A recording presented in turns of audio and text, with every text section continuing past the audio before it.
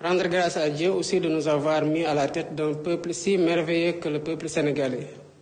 Hier seulement, tout le peuple est sorti, procéder au nettoyage et au curage des canaux pour répondre à l'appel du gouvernement, à côté des ministres, du Premier ministre et de l'ensemble de l'administration.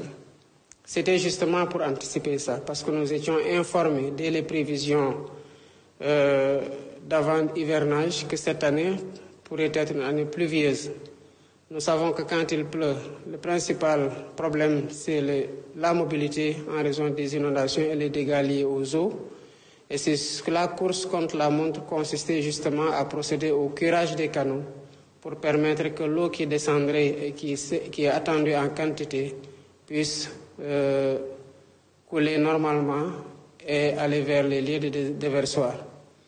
Le peuple a répondu massivement. J'ai vu des images qui m'ont véritablement touché et j'ai exprimé hier ma fierté d'avoir ce peuple-là derrière moi.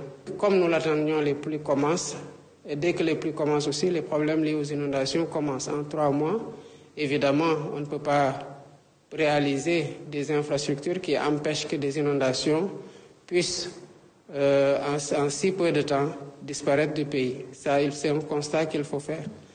Toutefois, le gouvernement sera aux côtés des populations et il sera diligent. Avant même ma descente d'avion, j'ai discuté avec le Premier ministre, Ousmane Sonko, et j'ai discuté avec le ministre de l'Hydraulique et de l'Assainissement, Cheikh Tidiane Dièye, qui m'ont dit être aux côtés, suivre la situation pas à pas et voir les points les plus critiques pour y amener très rapidement les secours et être constamment, à partir de cette date, aux côtés des populations jusqu'à la fin de l'hivernage.